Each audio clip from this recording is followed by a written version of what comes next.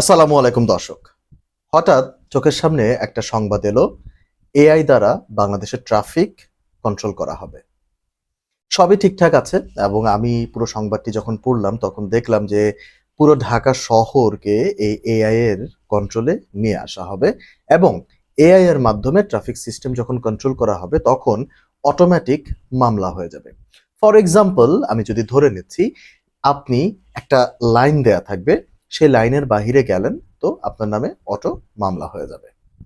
সবই ঠিকঠাক আছে, খুবই সুন্দর সিস্টেম এবং সরকার এতে অনেক লাভবান হবে, কারণ সরকারের অনেক টাকা রাজস্ব বেড়ে যাবে। একই সঙ্গে সরকার একটা জায়গায় মানে একটা জায়গায় খুব একটা শৃঙ্খলা আনতে পারবে, সেটি হচ্ছে ট্রাফিকের জায়গায় একটা শৃঙ্খলা আনা সম্ভব। এতে করে যেটা হবে যে বাংলাদেশের ট্রাফিক সিস্টেমটা একটা শৃঙ্খলার ভিতরে আসবে। দুর্দান্ত একটা প্ল্যানিং, দুর্দান্ত সবকিছু। তবে আমার কিন্তু এখানে কিন্তু রয়েছে। কিন্তুটি কি? এর কিন্তুটিতে যাওয়ার আগে দর্শক আমি আপনাদের কাছে একটা মানে একটা চিত্র তুলে ধরতে চাচ্ছি। সেটি হচ্ছে, এই যে বললাম যে বাংলাদেশের সরকারের রাজস্ব বাড়বে। কেন রাজস্ব বাড়বে সেটি কি আমরা একবার ভেবে দেখেছি? সেটি যদি আমরা ভেবে দেখতে যাই তাহলে আমরা বুঝতে পারবো, আমরা চিত্রটাও জানি।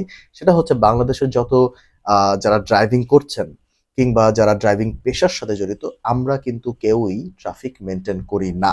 ১ নাম্বার কথা। ২ নাম্বার কথা হচ্ছে, ড্রাইভিং করার যে বেসিক নিয়ম, রাস্তার যে বেসিক নিয়ম, সেই নিয়মটুকুও কিন্তু আমরা মানি না।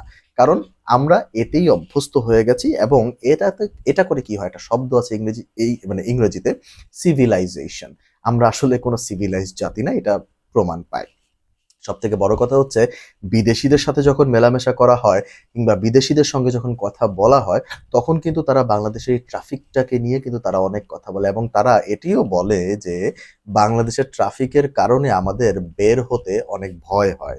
কারণ আমরা জানি না এক জায়গা থেকে অপর প্রান্তে আমরা কখন গিয়ে পৌঁছাবো। যখনই সরকার এই ডিসিশনটি নিল যে অটোমেটিক মামলা হবে এবং ১-২টা পয়েন্টে ঢাকা শহরে এটি নিয়ে কিন্তু একটা পরীক্ষা অলরেডি শুরু হয়ে গেছে এবং এটা কিন্তু চেক করা হচ্ছে যে বিষয়টা আসলে কেমন কাজ করে। সরকার যখন এই পুরো প্ল্যানিংটি করছে তখন সরকারের নজরে কি একটা বারও সরকার কি এটা ভেবেছে যে অটোরিকশার কি হবে? কিংবা মেইন রোডগুলোতে এই যে রিক্সাগুলো চলাচল করে তাদের কি হবে? তাদের কারণে ট্রাফিক শৃঙ্খলা কিন্তু আরো অনেকটাই নষ্ট হচ্ছে।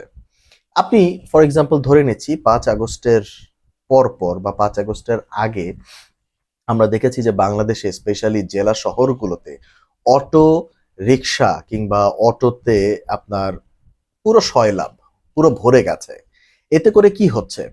রাস্তাঘাট যেমন নষ্ট হচ্ছে এবং অপর প্রান্তে কিছু লোকাল নেতারা আছেন, তারা লাভবান হচ্ছেন, কারণ সেখান থেকে তারা একটা বড় পরিমাণ চাঁদা পাচ্ছেন।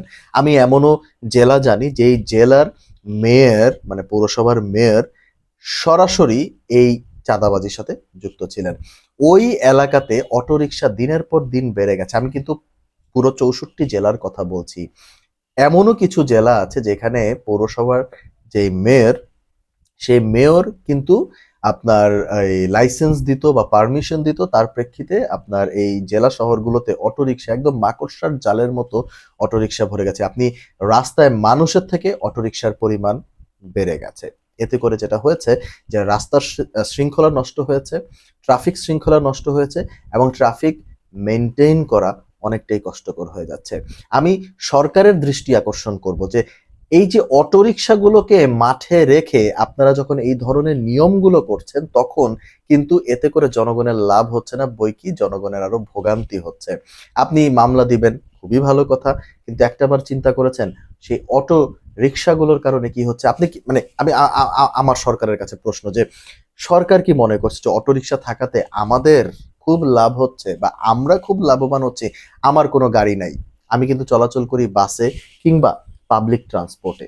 তো আমার প্রথম মানে তারপরেও আমি বলছি যে রাস্তা থেকে অটো রিক্সা উঠায় দেয়া উচিত, মানে অটো রিক্সা অল ওভার বাংলাদেশে উঠায় ফেলা উচিত।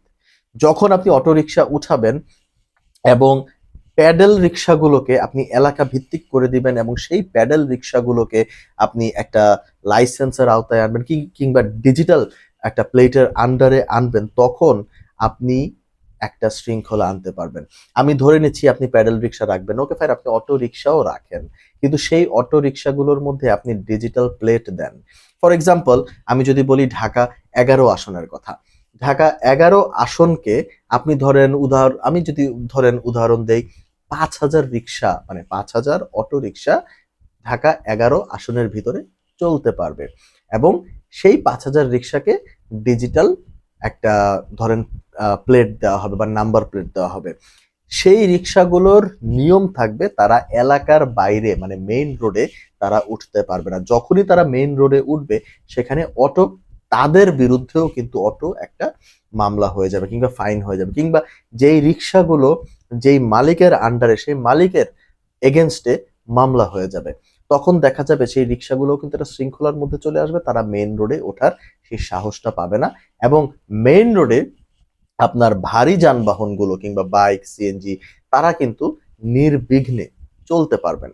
এতে করে যেটা হবে যে রাস্তার একটা শৃঙ্খলা ফিরবে, ট্রাফিক শৃঙ্খলাও বাড়বে। অ্যাট দ্য সেম টাইম আমি যদি আবার আরেকটা উদাহরণ দিই, আপনারা, প্রত্যেকটা সরকারের কথা বলছি, আমি এই সরকারের কথাই বলছি না, প্রত্যেকটা সরকার, আমরা বিদেশের সুযোগ সুবিধার সাথে আমাদের দেশের সুযোগ সুবিধাকে আমরা কিভাবে আরো সুন্দর করতে পারি, শক্ত করতে পারি, তাদের সাথে মিলিয়ে আমরা কাজ করতে পারি, আমরা কিন্তু সেই দিকটাতে নজর দেই। কিন্তু একটাবারও কি আমরা চিন্তা করেছি ঢাকা শহরের ভেতরে যে অসংখ্য লক্কর ঝক্কর বাস, এই লক্কর ঝক্কর বাসগুলাকে রেখে আপনি কিভাবে রাস্তার শৃঙ্খলা কিংবা সুন্দর আপনি আপনি আমাদের ট্রাফিক সিস্টেমটাকে সুন্দর দেখাতে পারেন? আমি যদি আবারও বলি, আপনার রাস্তার পাশে যে ফুটপাত গুলোকে আপনি কিভাবে সুন্দর দেখাবেন, যখন ফুটপাতের ভেতরেই আপনার অসংখ্য অবৈধ আপনার এই যে ছোট ছোট দোকানপাট গুলা যে বসে থাকে, সেগুলোকে আপনি না সরিয়ে আপনি রাস্তার মধ্যে কিভাবে আপনি শৃঙ্খলা আনতে পারেন? আপনি জাস্ট এআই চালু করে দিলেন, তারপর হচ্ছে আপনি অটো মামলা দিলেন, এতে করে ট্রাফিক কখনোই কন্ট্রোলে আসবে না। বরং আমি মনে করছি যে অটো রিক্সাগুলোকে আপনি কন্ট্রোল করতে না পারলে, তারা কিন্তু রাস্তায় অবাধে আপনার চলাফেরা করবে, এবং যত্রতত্র তারা যেই দিক থেকে পারে তারা কিন্তু সেই দিক থেকেই এই রিক্সাগুলোকে নিয়ে কিন্তু তারা রাস্তায় চড়া হবে। এতে করে যেটা হবে যে ট্রাফিক শৃঙ্খলা যেমন আসবে না, একই সঙ্গে অ্যাক্সিডেন্ট হওয়ার সম্ভাবনাও কিন্তু বেশ অনেকটা বেড়ে যায়। তো সলিউশনের যেই জায়গাটি, সেটি হচ্ছে যে এআই মামলা টামলা যা আছে সবকিছু সুন্দর হইতেই পারে, এবং আনবেন। তাহলে আগে লক্কর জক্কর মানে বাসের হিসাবটা একটু করেন। তারপরে হচ্ছে এই যে রিক্সা, মানে এলাকা ভিত্তিক আপনারা রিক্সাকে নিয়ম বেঁধে দেন। আপনি সম্প্রতি আমরা যদি বলি যে ঢাকা উত্তর কিংবা দক্ষিণ সিটি কর্পোরেশন, মানে এদের কাজগুলোকে যদি আরো দ্রুত করা হয়, আজকে বলা হইলে আগামী 6 মাসের মধ্যে যদি তারা ইনস্ট্যান্ট এই কাজগুলো করে ফেলতে পারে, এই আমলাতান্ত্রিক জটিলতার ভেতর থেকে যদি তারা বের হয়ে এসে এই নিয়মগুলো যদি তারা করতে পারে, আমার কাছে মনে হচ্ছে যে রাস্তার মানে একটা শৃঙ্খলা ফিরে আসতে পারে। এবং একই সঙ্গে আপনি যখন আপনার পাবলিক ট্রান্সপোর্ট, এই যে লক্কর ঝক্কর বাসগুলাকে যখন আপনি সরাবেন, আমি সরকারের দৃষ্টি আকর্ষণ করে আরো একটি কথা বলতে চাই। বিআরটিসি, যেটি সরকারের মানে সরকারি একটা প্রতিষ্ঠান, এই বিআরটিসিতে কতগুলো নতুন বাস জাস্ট নর্মালি পড়ে আছে, তার হিসাবটা কি আপনাদের কাছে আছে কিনা? আমি জানি আমার হিসাব মতে এখনো বহু বাস কিন্তু একদম ব্র্যান্ড নিউ বাস, এগুলো কিন্তু বিআরটিসির মানে মানে ডিপোগুলোতে কিন্তু আপনার পড়ে এগুলো কিন্তু জং ধরছে, নষ্ট হচ্ছে, দেশের রাজস্ব, দেশের টাকাও কিন্তু নষ্ট হচ্ছে। তো সেই বাসগুলোকে বিআরটিসির আন্ডারে না রেখে যেই কোম্পানির মালিকগুলো লক্কর ঝক্কর বাস চালাচ্ছে, তাদের সঙ্গে আপনারা বসেন, মিটিং করেন, তাদেরকে বলেন যে ভাই, তোমরা এই সরকারি বাসগুলো লিজে নিয়ে নাও, 10 বছর লিজে নিয়ে নাও, 10 বছর পরে এই বাসগুলোকে ডাম্পিং করে দেন, ঠিক যেটা সিঙ্গাপুরে হয়। একটা বাস বা একটা গাড়ি কিংবা পাবলিক ট্রান্সপোর্ট বা যে কোনো কিছু, সেটা কিন্তু 5 বছরের বেশি তারা চালায় না। আমি ধরে নিচ্ছি আমরা সিঙ্গাপুর না, আমরা বাংলাদেশ, তাই 10 বছর, 10 বছরের জায়গায় 15 বছর, 15 বছরের জন্য তাদেরকে লিজ দিয়ে দেন। এতে সরকারের ইনকাম বাড়ছে, আবার এতে করে তারা কম দামে সেই বাসগুলোকে কিন্তু লিজে নিয়ে তারা কিন্তু সেই বাসগুলোকে ওই লক্কর ঝক্কর বাসের সাথে কিন্তু তারা রিপ্লেস করে ফেলতে পারে, এবং বিভিন্ন রুটে সুন্দর একটা দেখতে মানে ভাল লাগে এরকম সুন্দর বাস যদি চলাচল করে। তো এটা কিন্তু দেশের সুনামই বয়ে আনবে, বরং দুর্নাম কিন্তু না। এতে করে যেটা হবে যে আপনি যখন ঢাকার রাস্তায় যখন আপনার মানে ভারী যানবাহনের লোড যখন কমবে, তখন আপনি গাছ লাগাতে পারবেন, আপনি সৌন্দর্য আরো বৃদ্ধি করতে পারবেন। এই সবকিছু কিন্তু আপনি করতে পারবেন। কিন্তু একক শুধু এআই দিয়ে আপনি মামলা দিয়ে আপনি কিন্তু কোনোভাবেই আপনি শৃঙ্খলা ফেরাতে পারবেন না। এতে করে যারা রাস্তায় গাড়ি চালাচ্ছে তাদেরও কিন্তু একটা ক্ষোভের জায়গা তৈরি হচ্ছে। সরকারের বিরুদ্ধেই কিন্তু সেই ক্ষোভটি যাবে এবং সেই ক্ষোভ কিন্তু সরকারকেই বহন করতে হবে। অতএব সরকার যদি প্রথম থেকেই এই বিষয়গুলোকে নিয়ে কাজ করে, আমার কাছে মনে হচ্ছে অনেকটাই সুন্দর হবে, শৃঙ্খলা ফিরে আসবে। অতএব দর্শক, আপনারা কি মনে করছেন সেটি অবশ্যই কমেন্টের মাধ্যমে জানিয়ে দিতে পারেন। ধন্যবাদ।